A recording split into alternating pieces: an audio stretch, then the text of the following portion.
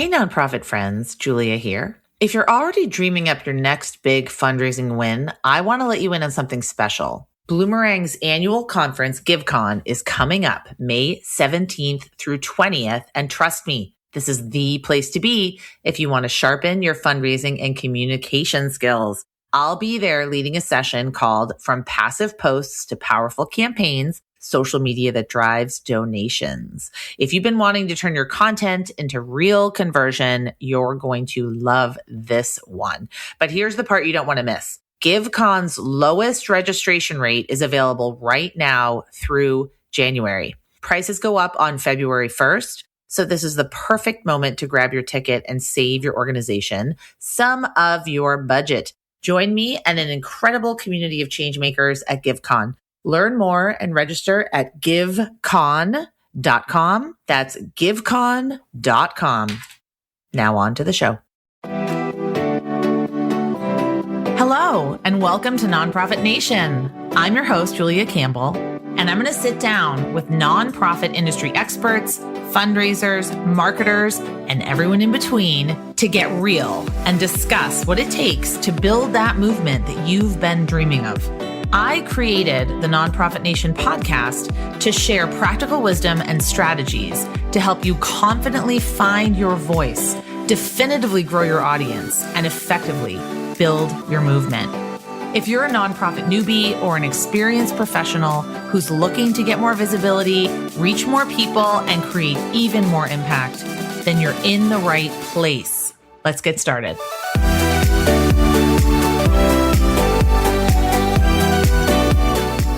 Hi, welcome back to my loyal listeners to Nonprofit Nation. This is your host, Julia Campbell. Today's topic is something that is very relevant and timely. It's all about how to navigate organizational change. And this week, my guest is Sabine Gedeon, executive coach, transformational speaker, and host of the Aligned Leader Show podcast. She has 20 years of experience guiding leaders and organizations through critical moments of growth, change, and reinvention. She's also one of my favorite people to follow on LinkedIn. So give her a follow. I'll put that link in the show notes. Sabine, welcome and welcome back to the podcast. Yes. Thank you, Julia. It's such an honor to be here, having seen the growth, because I think I was like one of the first few. Yes. Yes, you definitely were one of the first guests in my first year of the podcast, and now it's in its fourth year. And oh wow, I know, like how much has changed in those 4 years? Like everything's changing in just 4 minutes, 4 months. How much has changed in those 4 years? But I wanted to start off for my guests that are not familiar with your work, as they should be. You focus on growth, mindset, and change. Can you tell me about your work and sort of what led you to this particular vertical that you're so interested in and so good at? So I would say that I did not come out the womb wanting to focus on growth, mindset, and change. But I think like most of us, as we navigate life and adulting and, just being a human being, we come to quickly notice that there are a few constants in this world, and change is definitely one of them. And so for me, having started my career in corporate, in HR, I had this like one lane path that I was striving for a good 12 years. And I finally stepped into that role only to realize within 6 months that this was not it. Or at the very least, I could not see myself doing this for the next 30 or so years at the time. And so it forced me into what I like to call a mid-career crisis, because I didn't have a plan B. The type A version of me, it was go hard all the way towards this. And when I got there, it forced me to realize that I needed to figure out what brings me joy, what gives me what am I passionate about? And so it led me to ask myself 2 questions. When have I felt the most alive and impactful? And when have I felt the most fulfilled? And between the two, it was when I was sitting across from internal employees and they were trying to figure out what they wanted to be when they grew up. And we reversed engineer that. And when I was behind closed doors with leaders and I got to see the human being behind the title, behind the ego, behind the org chart, and I could help support them in that space.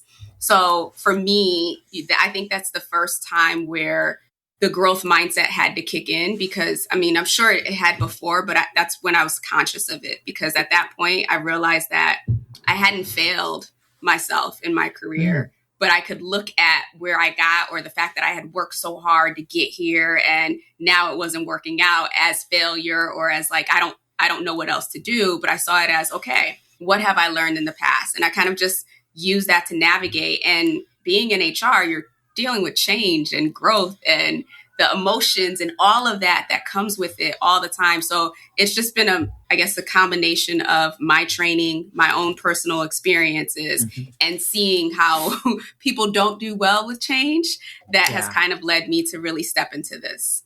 People do not do well with change. I would definitely agree with that. And I think nonprofits have a very unique way of dealing with change. They really want to, kind of just do their work and stay in the status quo and not really, look at what's changing that they can't control. So you talk a lot about what it means to lead from the middle, especially during seasons of uncertainty. So what does that phrase, mean to you? And how can it really help us as we're sort of navigating our own seasons of uncertainty? Yeah, great question. So for me, I use two frameworks that are pretty well known. Elizabeth Kubler-Ross's framework around the stages of grief, and William Bridges, his framework around the organizational change or transitions. And so basically, Elizabeth Kubler-Ross, for those of you who don't know, she studied all of these people who were at end of life and kind of observed like the emotions and the pattern that they go from denial all the way up to acceptance. Grief is nonlinear. So, it's kind of like, I would say like more like a roller coaster, if you will, that you move through many of times. Now, William Bridges came on and said, wait a minute, there's a similarity to this with, what happens in organizational change, and mapped where his beginnings, if you will, maps with like the denial, right? So like some new thing has changed, some policy has been made, funding has been removed, whatever, right? Like that's the beginning. And then you move into what he calls the neutral zone. That's when the depression, the anger on Kubler-Ross's shows up. But that's also where you start to see low morale, all of the ambiguity. People can't see the light at the end of the tunnel. The self-sabotage starts to happen. And then you move into new beginnings where now they've accepted it. So those are two frameworks that I use for that. So leading in the middle is really in that neutral zone, as William Bridges puts it. That's where, things are moving, but maybe there's still some ambiguity. People are, they're questioning. We've been in organizations before, right? And it's just like when you don't know the answer, that's the worst place to be, or you don't know how the change is going to impact you, and that's not being communicated. That's when you start to see the water cooler conversations, the sabotage, and all of those. So leading from the middle is really understanding from a leadership perspective that this is probably going to be the hardest stretch of whatever initiative that we're moving towards. And we can't just keep focused on the new system, the new initiative, the new whatever. We have to be mindful that human beings are being impacted and human beings are navigating emotions that are playing out in the workplace. And so not being so blinded to the fact that, this is the cost savings that we're going to get in doing this, or this is that. Or just say that, okay, someone is sitting there at their desk right now wondering, what does this mean for me? Like, will I still have a job after? Or whatever it is, and being able to acknowledge and hold space for the emotional impact of change, as well as the tangible physical impact of the change to the organization. People are always going to be focused on what the change means to them individually. And I think that's so challenging for leaders because change is so constant in the sector, whether it's funding or staff turnover or inflation making costs go up, or, whether it's new legislation, whatever it might be. And, people are, or whether it's just something like talking about AI, people are very anxious and very concerned about that. So what role does vulnerability play in organizational change? I'm a giant Brené Brown fan. Love vulnerability. How can leaders balance that when their teams are looking to them for direction and still be vulnerable. Yeah, vulnerability is huge, but I think vulnerability has to be contained in a way. And this is where self-leadership and self-awareness comes into play, right? Like as a leader, if you are in a space where all of the changes that you still feel uncomfortable with it in yourself, that's not the time for you to share all of your fears, all of your anxiety, all of your worry with your staff, right? That's not supporting them. So being self-aware, first of all, of how you feel and doing what you need to do, regulate, that's first and foremost.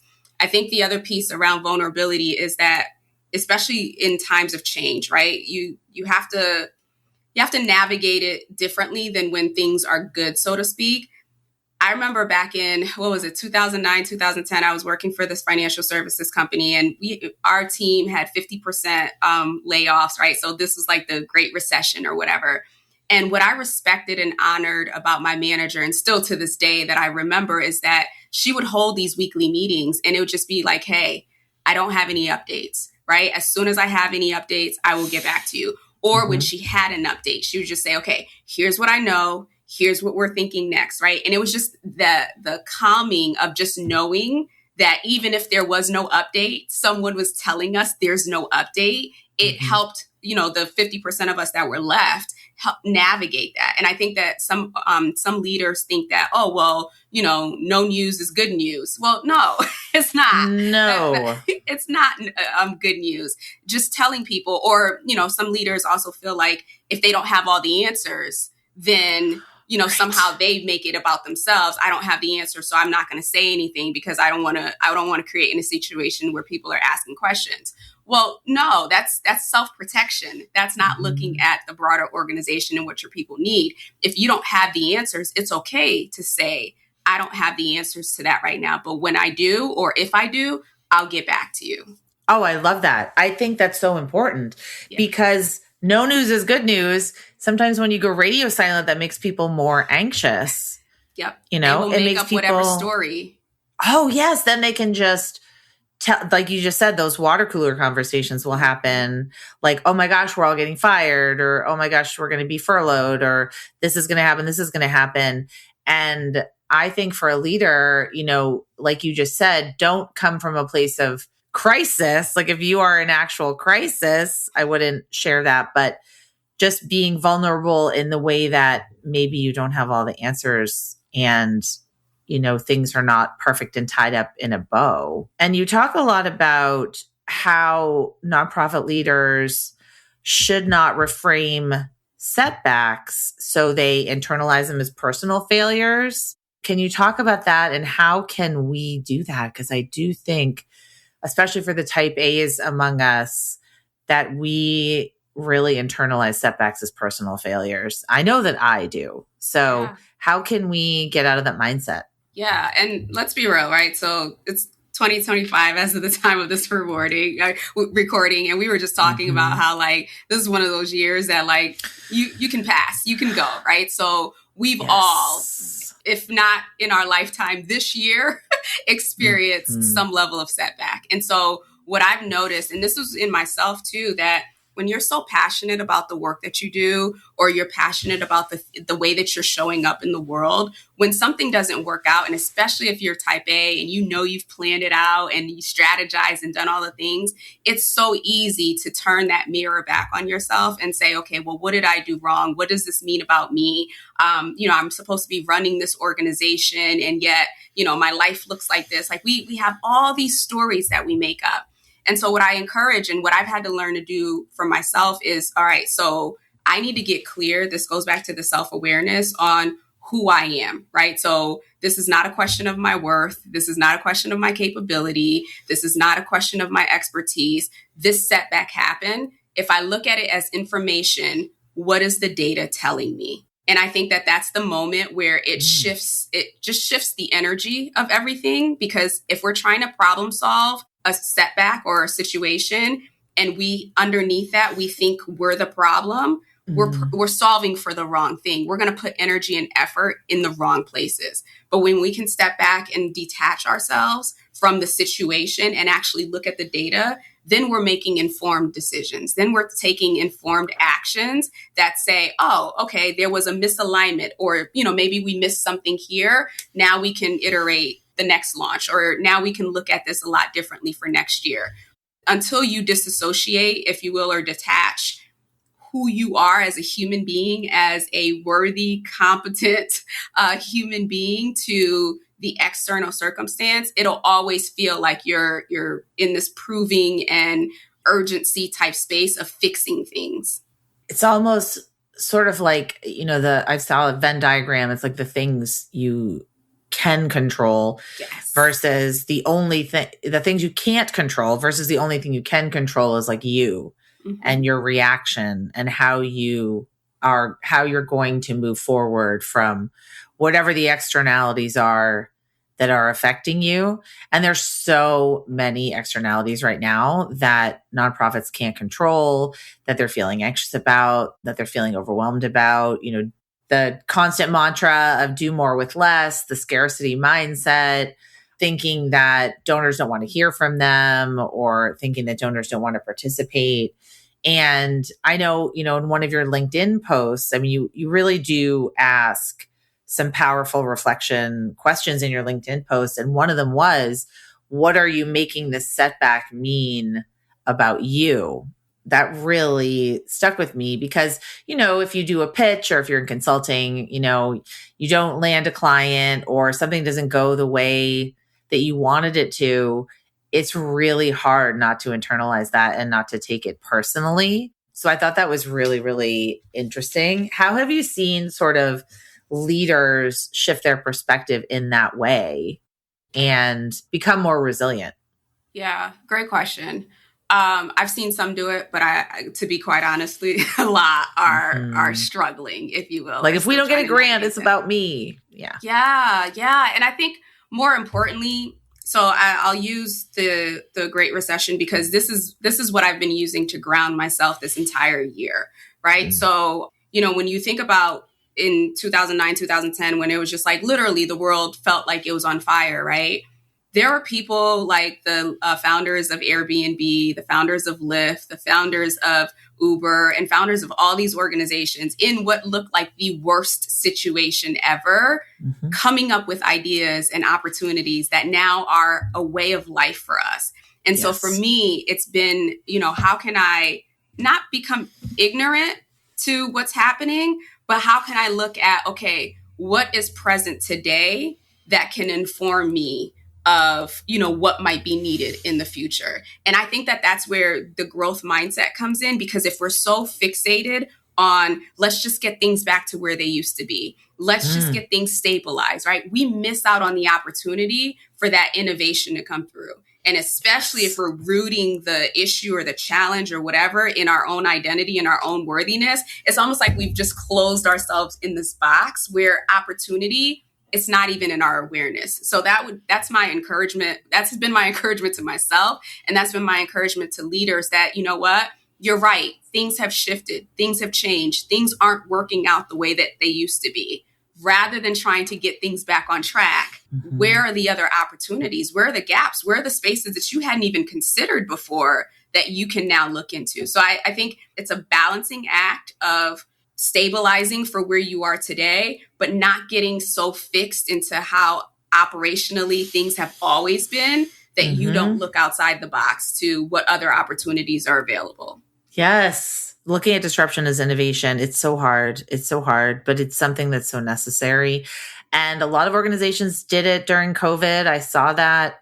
And just recognizing that change is constant and that there's always going to be shifts and, major disruptions. Yeah. So we talked a little bit before we hit record about the visibility challenge that you're doing on LinkedIn. Yeah. And I think it's so relevant because talk about being vulnerable. And tell me about the visibility challenge. How many videos have you created? How many, what's your goal and how did it come about? Yeah. And I've really encouraged other organizations to do the visibility challenge, but tell me about it. Yeah. So it wasn't planned. I had conversations with three individuals who know me in different ways or levels in my life. And in 1 week, having conversations with these three, like I don't know, my mind looks for patterns. So that's why I was even able to notice it. They all made comments around me sharing a little bit more of what it is that I know. Like, and we were having one-on-one conversations and they were like, you should be sharing this. And I was just like, no, like, this is just us. And for someone who's, you know, been on stages, I do podcasts, like I'm visible, or at least I thought I was visible. What I realized, there are certain things, the deeper things, you know, like the things that we become aware of, the things that, you know, are part of our transformation. Those weren't things that I shared. And also, having been in corporate for so long, like I had been so conditioned, especially on LinkedIn, to show up as corporate Sabine, right? Proper corporate Sabine. And I had, at that point, I mean, I've been in my business for 7 years now. So it's 7 years and I'm still carrying this identity or this assumption of how people expect me to show up. And so I was just like, okay, maybe I can do like 30 days of videos. Because when I turned 40, I did this 40 in 40. So like leadership lessons in life, business. Wow. So I was just like, oh, okay, well, I did 40 days. I could do 30 days. And then I heard my spirit said, no, you need to do 90. I was like, 90 days? I don't know that I have enough to say in 90 days. And I was just like, okay, yes, you do. You know what? I'm going to accept the challenge. And so I called it my visibility challenge.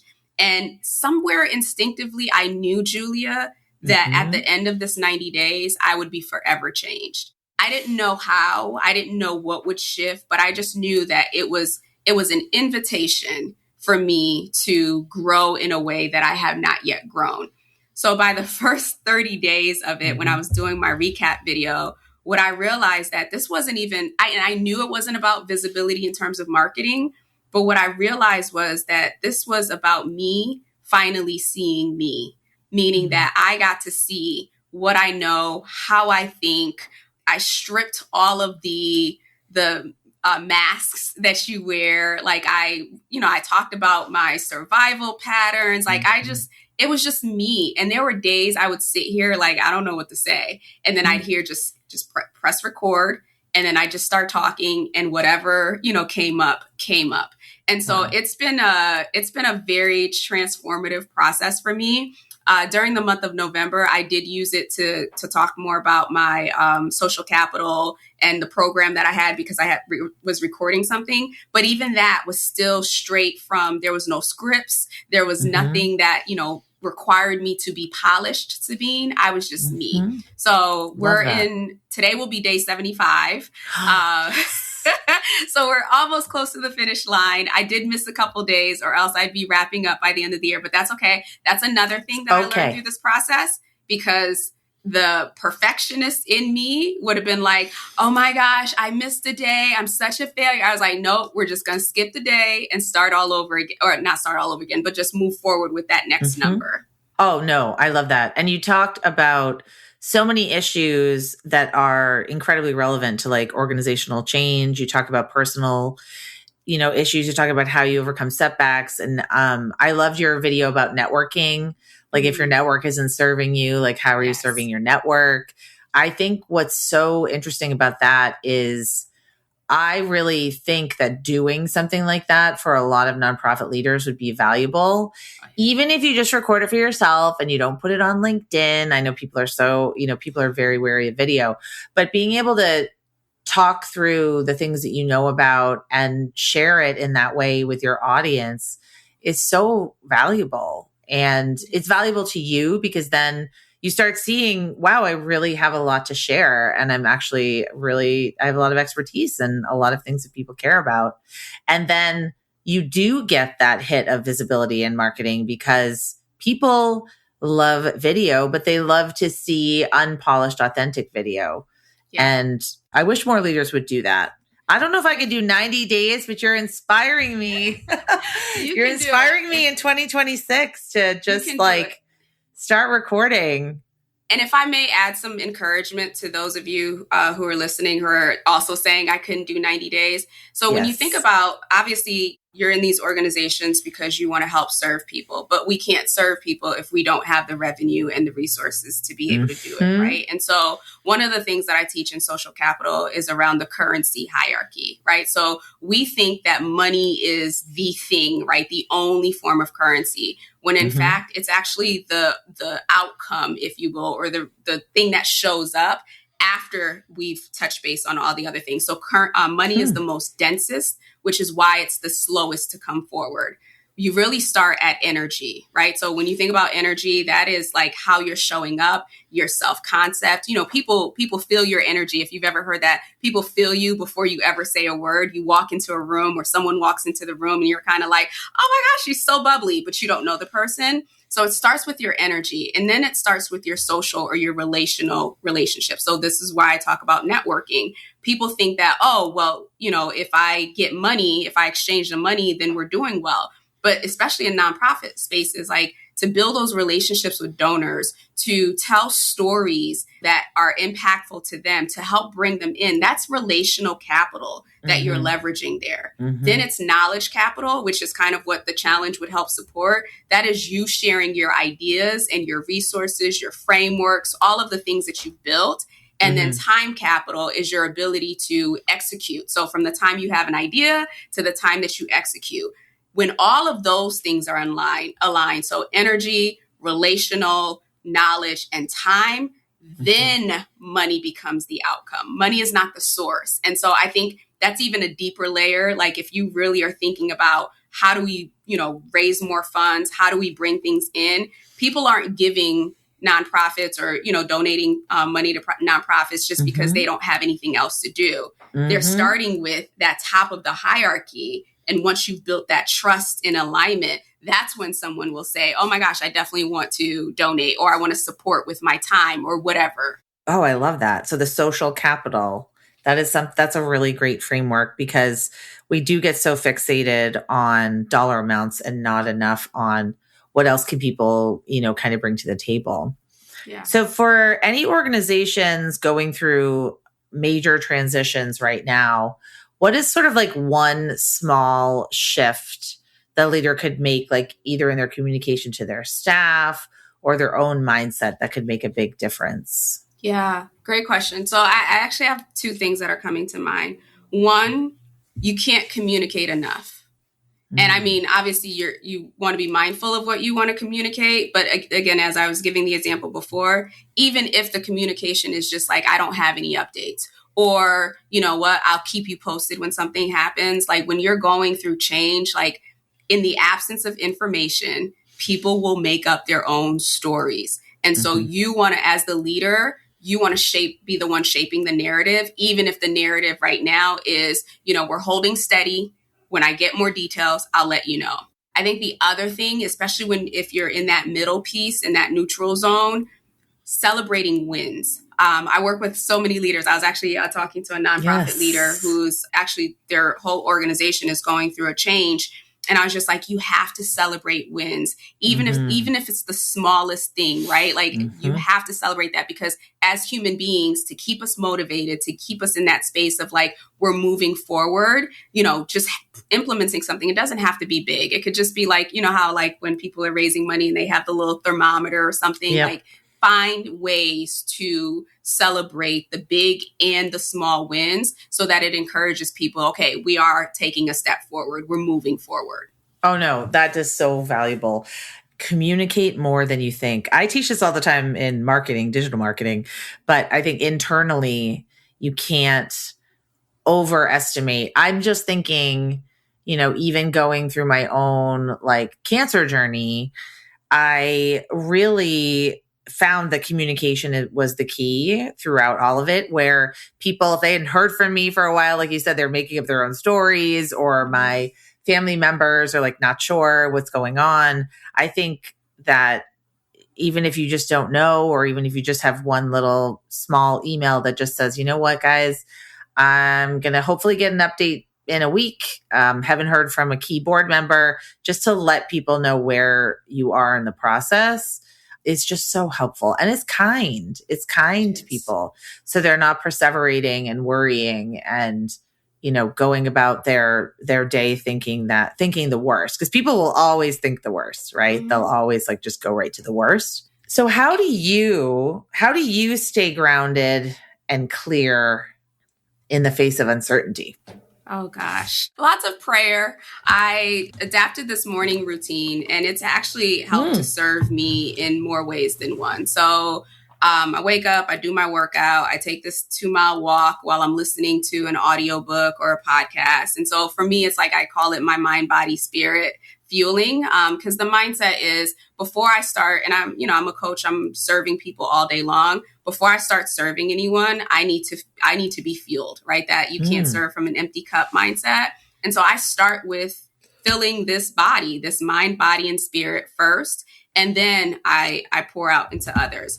I think the other thing that has really helped me, especially this year, and it was initially a desire of mine, but I think when we get older or when we become adults and start adulting, life just becomes harder, and you get tunnel vision in the spaces. Mm-hmm. But community has been really, really big, a really big theme for me this year. And what does that look like to build community?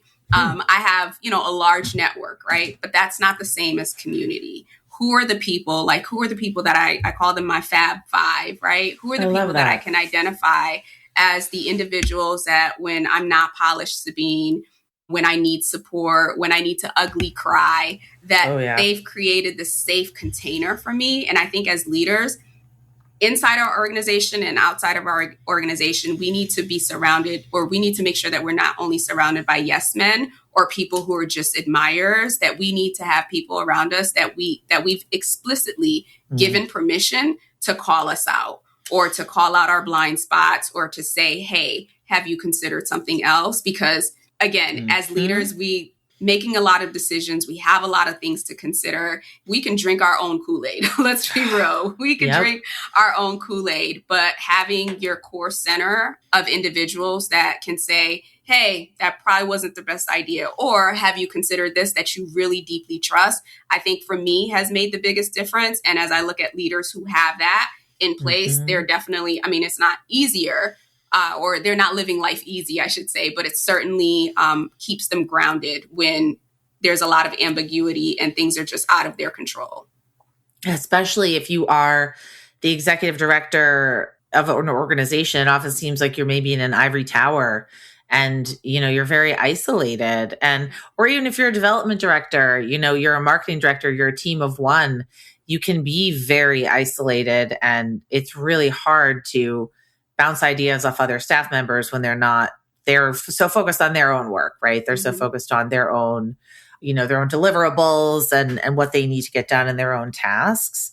So having that, I love that you said the community is different than your network.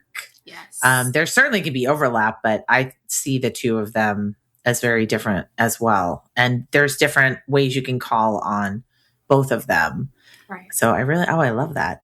What's giving you hope right now? Where do you see opportunity in this moment? Because I got to say, sometimes it can seem really depressing and discouraging.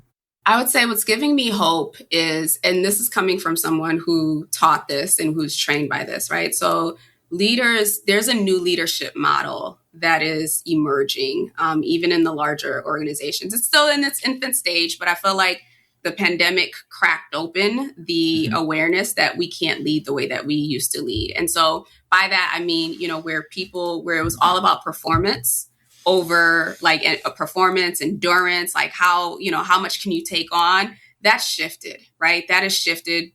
Gen Z is part of the reason for that, and just life in general. So appreciate Gen Z. And so I'm seeing that leaders are very much more aware and realizing that they don't have to carry the load all by themselves. A lot of organizations, and this has been unfortunate, obviously, because of all of the layoffs, but what's really been happening in the mindsets of the organizations, and this happened during the recession too, is that the span of control has shifted. So organizations that had all of these hierarchies, they've realized that we have to flatten stuff out.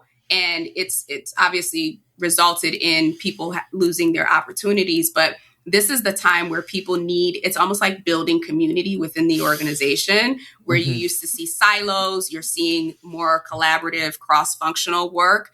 And it's going to take some time, especially for the larger organization. But for a mid-sized nonprofit, I think leaders are realizing that just because I'm the one sitting at the top doesn't mean that I have to make all the decisions. Just because I'm the one, responsible for the board does not mean that I have to carry the load on my shoulders. And so it's creating spaces where I think people who are not sitting in leadership roles are getting a lot more exposure to things in a way that says, oh, this is how I play a role in the larger organization's mission, versus in the past where, okay, we sit at the top.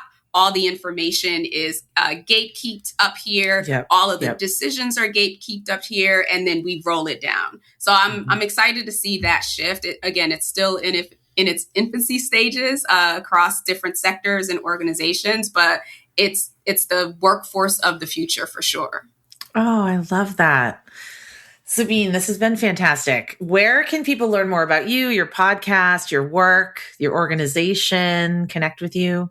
Yes, thank you. So LinkedIn, as Julia mentioned, please connect with me on LinkedIn. If you follow me, I won't be able to see your stuff, but if you send a request and let me know that you heard me on the show, happy to connect with you and share whatever it is that I can.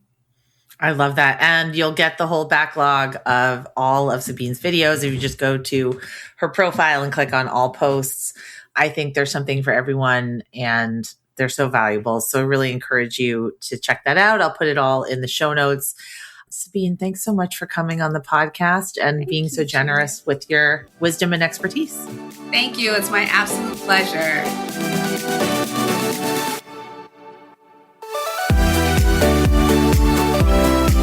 Well, hey there. I wanted to say thank you for tuning into my show and for listening all the way to the end. If you really enjoyed today's conversation, make sure to subscribe to the show in your favorite podcast app, and you'll get new episodes downloaded as soon as they come out. I would love if you left me a rating or a review, because this tells other people that my podcast is worth listening to. And then me and my guests can reach even more earbuds and create even more impact. So that's pretty much it. I'll be back soon with a brand new episode. But until then, you can find me on Instagram at JuliaCampbell77. Keep changing the world, you nonprofit unicorn.